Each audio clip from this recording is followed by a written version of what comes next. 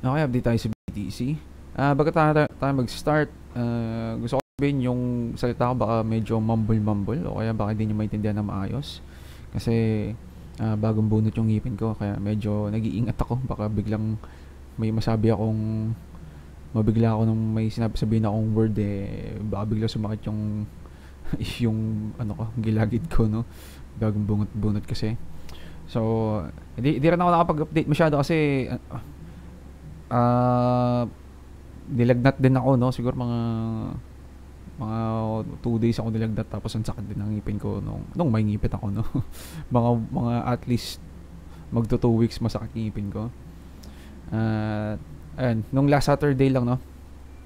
So medyo iingat ako magsalita kasi masakit pa. At Tuesday pa lang ngayon. So mga magti 3 days pa lang or baka 3 days na no, yung ano ko, yung recovery ko. Medyo makati-kati na pero okay na.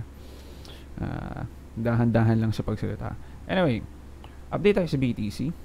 ATH naman sa BTC, no? Titignan natin kung ano ang potential mangyari kay BTC sa upcoming days up until siguro next year to, no? Hanggang next year. Titignan natin ang alts din kung anong ginagawa. Medyo kaasilip ko lang kanina.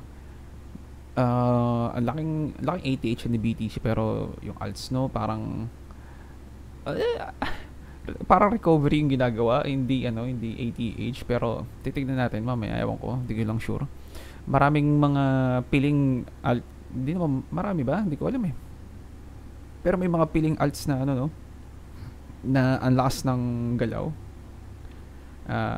Titignan natin yung mga yun kung ano man mga yun. Hindi ko rin alam actually, no. Pero anyway, so si BTC, isa lang yung yung masasabi ko kay BTC. Yung impulse wave theory nito, meron siyang kaparehas sa previous ATH na ginawa ni BTC. Most likely ito, no? Ito, kamukha niya itong part na to. Especially itong part na to. Yan. Okay? So, mabilis lang sa impulse wave theory.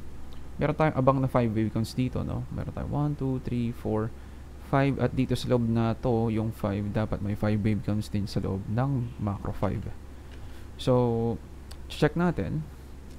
Meron siyang ito yung yung hindi ko sure kung first wave ba to or ito ba yung first wave. No, kakaiba tong wave na to kaya medyo bearish ako dito sa part na to kasi hindi natin mabilang na maayos or at least ako hindi ko mabilang na maayos na merong 5 waves dito.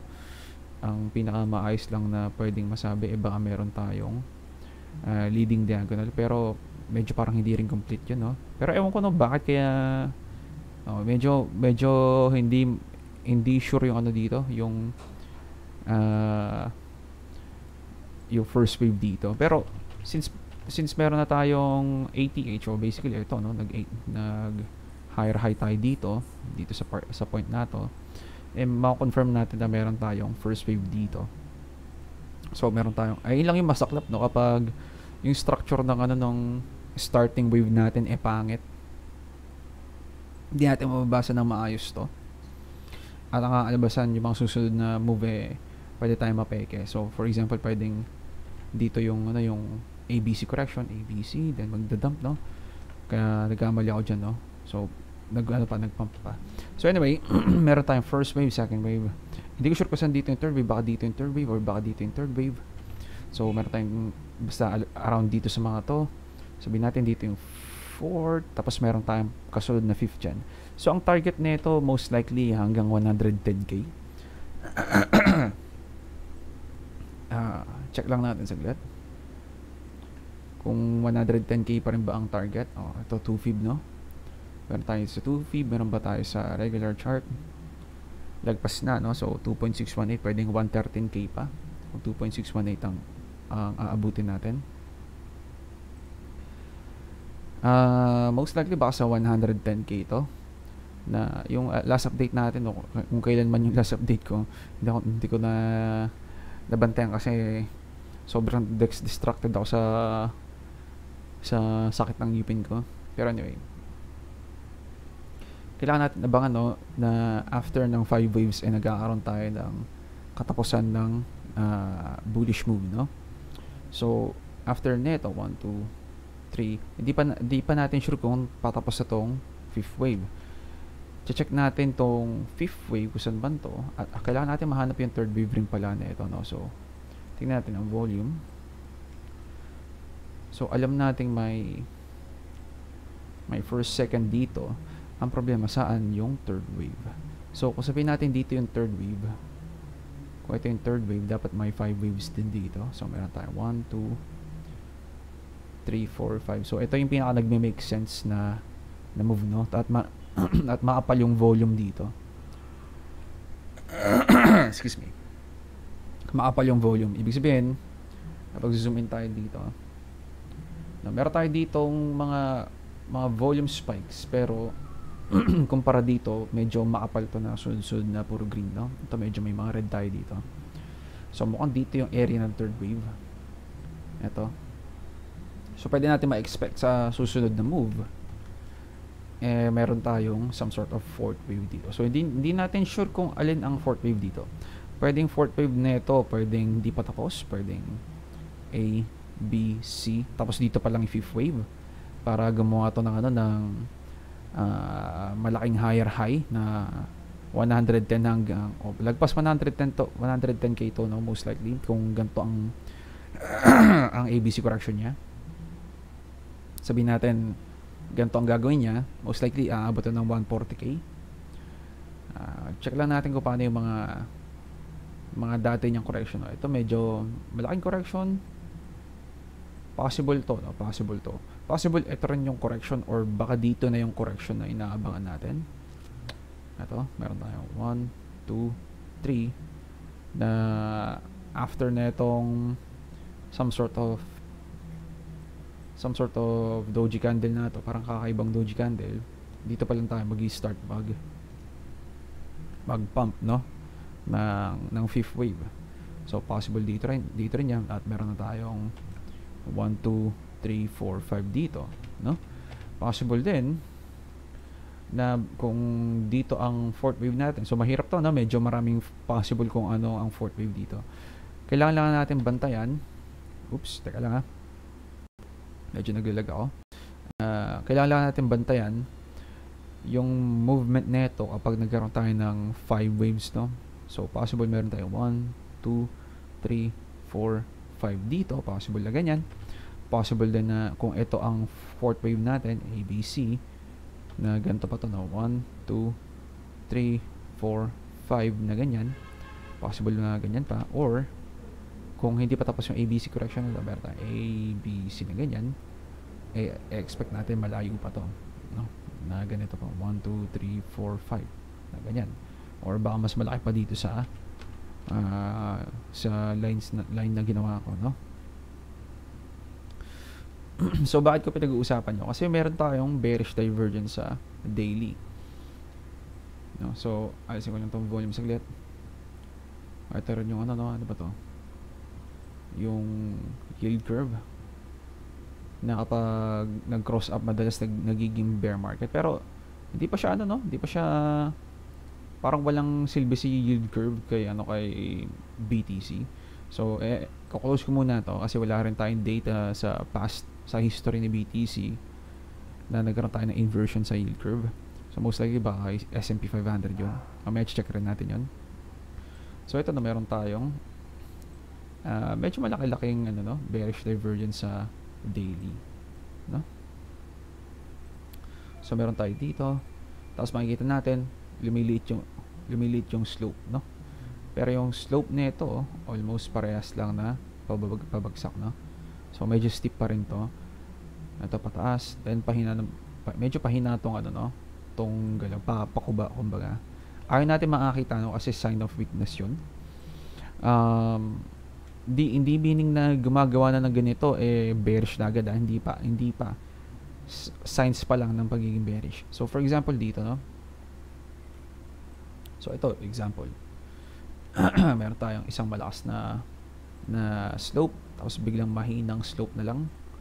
Then after ng tatlong touches, most likely ito yung 1, 2, 3, 4, 5 niyan, then breakdown, no? So ito yung mostly ito yung number 3 ng macro third wave na to, kasi ito yung ano no, ito yung macro third wave. Tapos ito yung mini third wave. So pakita ko lang saglit, mabilis lang para maintindihan natin ng maayos. So itong buong to third wave, meron tayong first, second, di ko sure kung saan dito yung second, baka dito yung first, dito yung second, ito yung third, fourth, at fifth, no? At yung ginawa na itong fifth wave, some sort of rising wedge or yung ending diagonal na 1, 2, 3, 4, oops, teka lang yung mouse ko 1, 2, 3, 4, 5, then correction, no? Or basically bear market na 3 months to, no? 3 months ba to? O basta bear market. So meron tayong 3, meron tayong 4, meron tayong 5. Tapos ito yung macro third wave. At ito yung macro fifth wave, no? Macro fifth wave. Yan. So tanggalin muna natin to. Tanggalin natin. Number 3. Dito natin makikita yung bearish divergence, no? So paumpisa si bearish divergence dito sa steep move na to. Ito, steep na higher high na to. So mapapansin niyo, no? Straight tong diagonal line natin dito, pero itong higher highs natin medyo pakuba. Okay, pakuba, no? Doon din natin makikita yung head and shoulders pattern, kumbaga. Head and shoulders pattern, meron tayong head, shoulder, breakdown. Okay? At naburo yung ano ko. Yan. Balik natin dito saglit. Yan. So, ito meron tayong 1, 2, 3, 4, 5 dito. Kailangan natin pag-ingatan. Kasi no, kahit sabihin natin na medyo may signs na ng weakness dito, sa tingin ko hindi pa kompleto to. Okay? Kasi most likely, baka pwedeng, hindi natin sure kung alin dito yung third wave, ha? Baka yung third wave nito baka dito pa at di ko sure, no? Baka magano pa to, baka magkaroon pa ng isa pang ganyan, tsaka pa dito pa lang magkakaroon isa pang ganito ng ganyan. So pag-iingatan natin yan kasi possible mangyari na meron tong tatlong slopes, no? Dun sa example natin sa kaliwa dalawa lang yung slopes, no? Ito tsaka ito lang, then dump na agad, no? So ito mukha tong kompleto, no? 5 waves to. Dito parang hindi pa. Okay? Mukhang hindi pa to, no? Sabihin natin meron tayong fourth wave dito. Napaka weird na fourth wave to, or maiksing fourth wave to. So pero in case na ganun ang nangyari, may possibility na meron tayong 1, 2, 3 na dito. Alisin ko lang to, at may potential na 4, 5 dito para sa ending diagonal, sabihin natin. At baka ano pa to, expanding wedge na ganyan. Possible expanding wedge. Possible din na impulsive to. Pero kailangan natin check rin to, no? Etong move na to, nag-start to sa leading diagonal na ganito, na wala tong impulse. Hindi ko makita yung impulse dito kasi overlap to, no? Overlap. Opo, ito overlap to ng first wave. 1, kung mayroon man 1 dito, 2, 3, tapos 4, overlap to. So ibig sabihin ng only way na para maging part to ng macro impulse maging leading diagonal to. Madalas kapag may leading diagonal to, meron tayong ending diagonal. So ang expected ko dito, so ito, no, yung dati kong basa na meron tayong ABCDE dito na 5 waves na basically hindi siya 5 waves ABCDE ang tawag sa kanya, pero 5 ang waves niya na predict natin to ng ng 100% actually, pero nagbago ako ng isip ng medyo balimbing na bullish na bearish, pero more on bearish ako kasi eto, no, hindi ko gusto to. Yan, hindi ko gusto yan. Hindi ko makita yung impulse dito. So mas naging bias ko dito bearish na babagsak na ganyan kasi hindi mukha tong hindi kompleto. Okay? Pero ayun nga, na-confirm ng market na pala na leading diagonal pala to. Kinalabasan nag-pump siya, no? Pero ito Kung napasukan niya yung ano no, yung A B C D E na to, yung A B C D E na to, eh maganda yung entry niyo no. So basically, madalas yung galaw ng market, galaw ni BTC, or basically almost every coin ata no, except yung mga kakaiba yung mga supply or demand. Almost lahat ng yan gumagalaw in waves, at madalas in 3 waves or 5 waves. Ito ginawa 5 waves no. Kapag impulse, madalas 5 waves. At bihira kayo makakita ng mga or more like wala kayo makikitang impulse na bullish na ano no, na 3 waves lang, unless corrective move na C wave no. So ito, meron tayong ano no, 5 waves dito, then pump. So ito nga kalabasan, most likely baka kabaliktaran.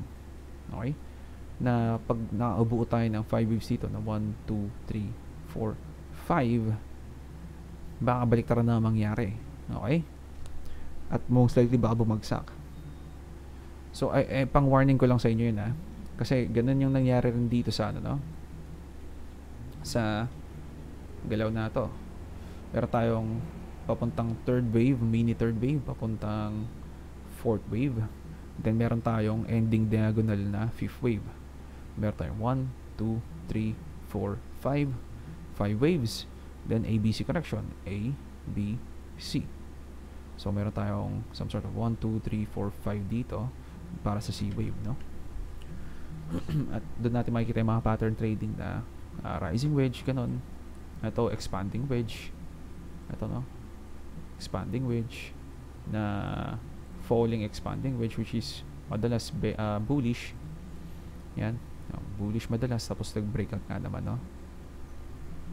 Pero ito, pag makakita tayo ng rising expanding wedge, rising wedge, ingat tayo kasi madalas ang fifth wave doon nag-i-start ang mga bearish divergence. Mayroon tayong bearish divergence dito sa fifth wave, dito meron din tayo dito. Ito no, ito yung 3, ito yung 5. So 3, 4, 5 bearish divergence. So makikita rin natin na sa macro meron din tayong bearish divergence dyan sa 3, 4, 5 din. So ito yung macro, 1, 2, 3, 4, 5. So ito ang 3, ito ang 4, ito ang 5. Pag titignan natin to, meron tayong higher high, pero meron tayong isang banda to. So basically parang lower high to no, lower high. Okay, iingat tayo shit, di ko expect na marami akong i-update. Teka, medyo sumasakit na yung gilagid ko. So bilisan lang natin to. Total 3,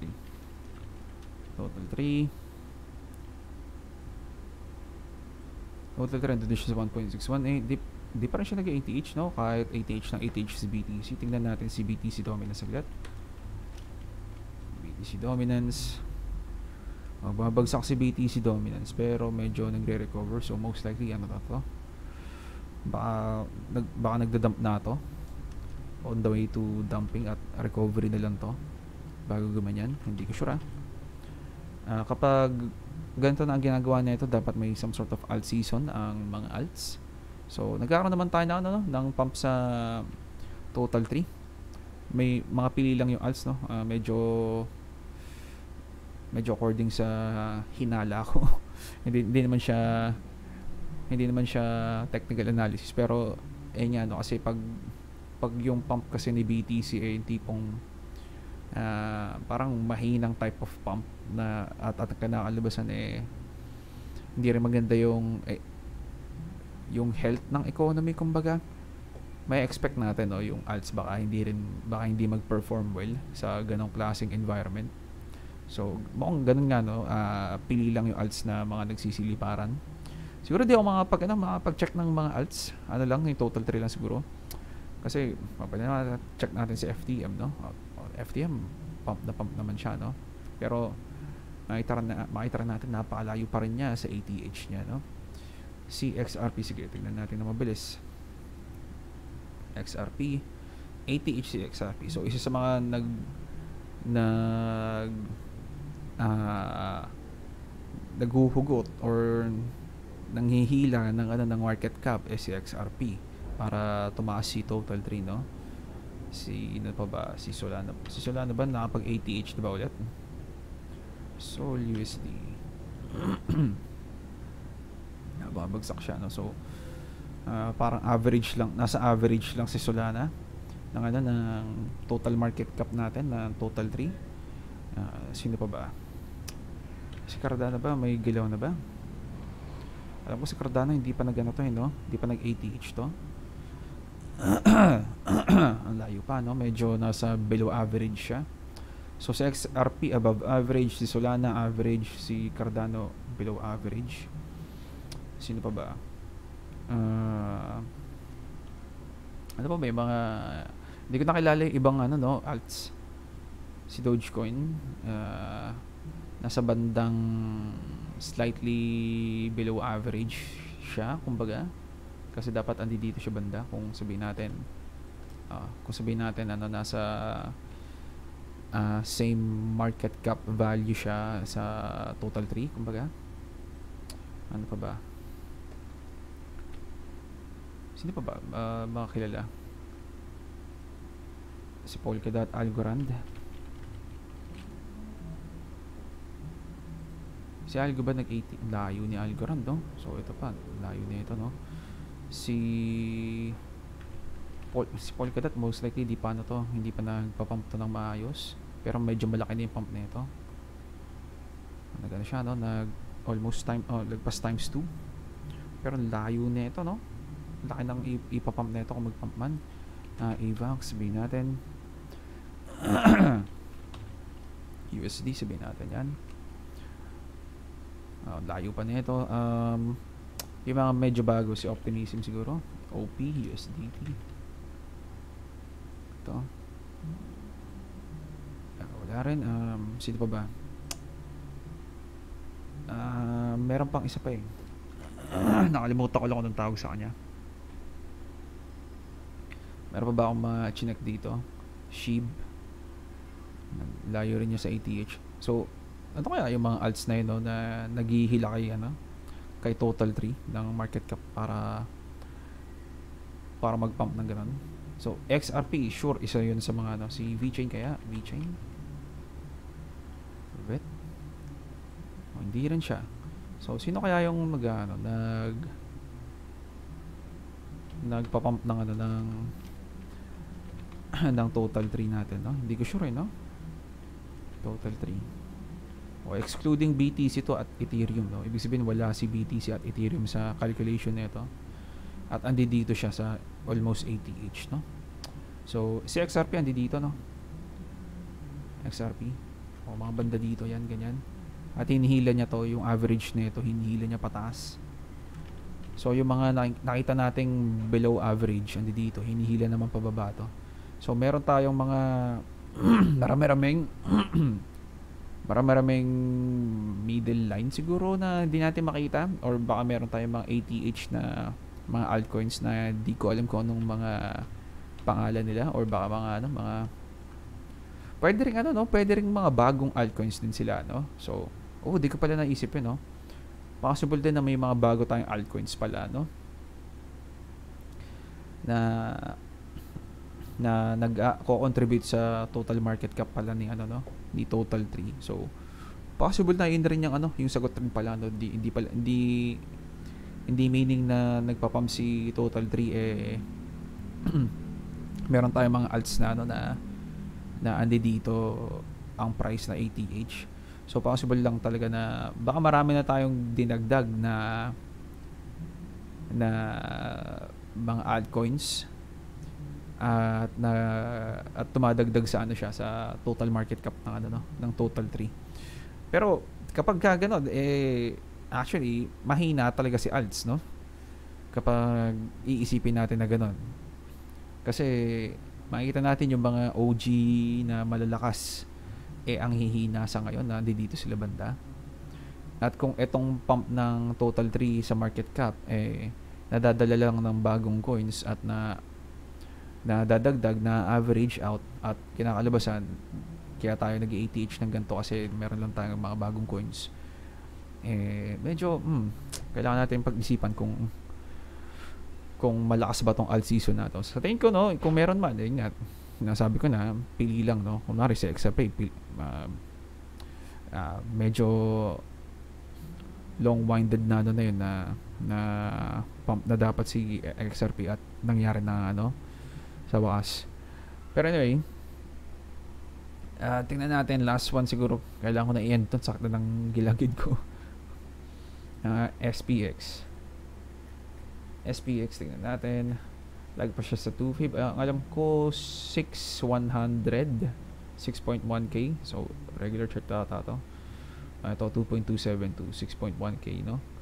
Na possible na pwede niya pang i-push up. Pwede pang umabot to ng hanggang dito 2.618, or kung sa regular logarithmic chart tayo dito sa 6.4k. Pero sa tingin ko, kung tapos na to, actually bilangin nga natin saglit. So, yung natatandaan nyo, no, 3, 4, 5. Yung 3 tsaka 5, madalas meron siya, bearish divergence. Tignan lang natin saglit. So, most likely baka dito yung 5th wave. Meron tayong, kailangan meron tong 5 waves sa loob. So, meron tayong 1, 2, 3, 4. Possible na tapos na to. So ganyan, tingnan natin ang RSI. Ito yung maganda, yung RSI natin dito sa daily neto. Hindi tayo nag-bearish divergence, pero yung 3 tsaka 5 bearish divergence pa rin. So meron tayong signs na may weakness na rin tayo sa SPX. Okay, so meron tayong sign of weakness. Hindi pa natin mako-confirm kasi meron pa rin tayong bullish market structure, pero yun nga, sa regular chart 2.272 is mga target na ni fifth wave kung extended siya, si DXY, tingnan natin. DXY nagkakaroon siya ng ng some sort of recovery. Masaklap to kung sinusundan niya ang yung arrow, yung linya nating to. Ito, masaklap to. Ito pa yung dati ko na drawing, nung last update ko ata to, or kung kailan man yun. So pag nag-pump to, expect natin baka medyo humina rin ng mga risk on assets, ano pa ba? Hindi ko magawa yung yung TSK kong tunog, yung ganyan kong tunog kapag natatapos ako magsalita kasi ang sakit ang sakit sipsipin ng laway ko yung gilagid ko na nabavacuum at nagagalaw yung laman, sakit. Anyway, ano ba tawag dito? May gagawin ako, nakalimutan ko tingnan natin si Samrule kung meron pa ba tayo recession. Sam real time 0.40, parang hindi na nag-update to. Nag-update pa ba to? 43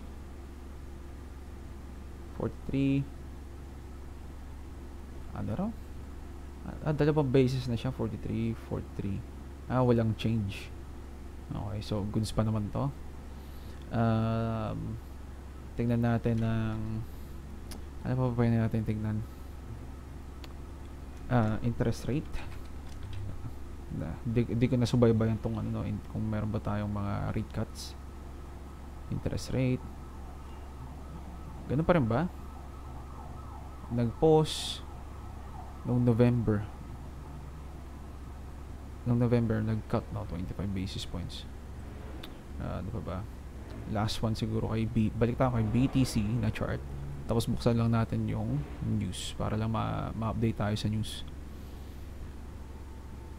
Ngayon natin, meron tayong upcoming na mga news, so tignan ko lang to kasi hindi ko na-check to mga to. JOLTS job openings, goods, dumadami yung openings. Jerome Powell speech, Non-farm payroll, lumalakas yung labor market ulit. Weird na tumataas ang unemployment rate habang tumataas ang non-farm payroll. So may kakaiba dun. Ibig sabihin nawawalan ng trabaho pero lumalaki yung sweldo ng mga tao. Or more like maraming pasok ng pera, meaning marami pa rin nagtatrabaho. So medyo may divergence. Tingnan natin dito. Inflation, tumaas ng konti ang inflation rate. Okay pa naman yun siguro. Stagnant si core inflation. Ang target natin dito ata mga 2.5 ata, no? So medyo stagnant, walang pagbabago. So paano tinik ng market yun? Positive, no? Kaya tayo siguro nagpa-pump. Next natin,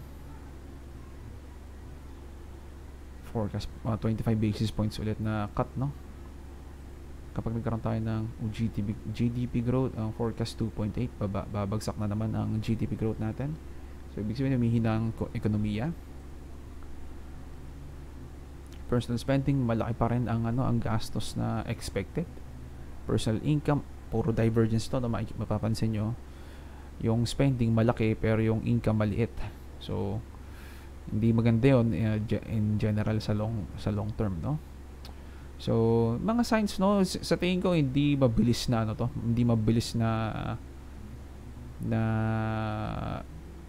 effect, kumbaga sa tingin ko dahan-dahan na effect, tapos tsaka lang mararamdaman ng mga tao. Core PCE babagsak naman, no? So ano pa ba? Ayun siguro yung yung kailangan nating tignan. Pag-ingatan lang natin to, no? Kung in case magkaroon pa to ng isa pang, most likely meron pa tong isa pang push. So hindi pa ako mag-aalala kung mag-aaroon man tayo ng bear market, mukhang matagal pa. Sa tingin ko baka at least at least 2 months pa to. Hindi naman at least, siguro at least 1 month pala. At maximum of 2 months pala yun. So 1 month pa, up until 2 months pa na possible pa mag-push up hanggang possible of 140k, no? At kung lumagpas man ng 140k to, doon natin pag-iisipan kung ito na ba yung start ng super cycle, no? Kailangan natin pag-isipan, no? So ano pa ba? Yan siguro update natin. Last check 1.414. Nag-ATH pa si Nasdaq. May isa pang one last for si Nasdaq.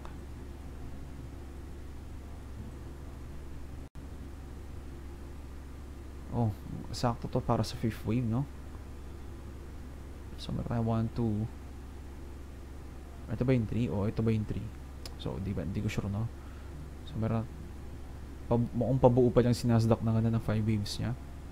So most likely may around 3 na third wave na to or papuntang fifth wave, hindi ko sure, baka, pero mukhang pa lang to, third wave pa lang to, baka ganyan pa lang yan, tapos babagsak, hindi ko sure. So ano pa ba? Siguro update natin. Hirap magsalita. Si Ethereum around 8, akala ko ATH, no? Ito pala ATH yan, layo iba pala. So siguro update natin. Ingat sa trades, GG's boys.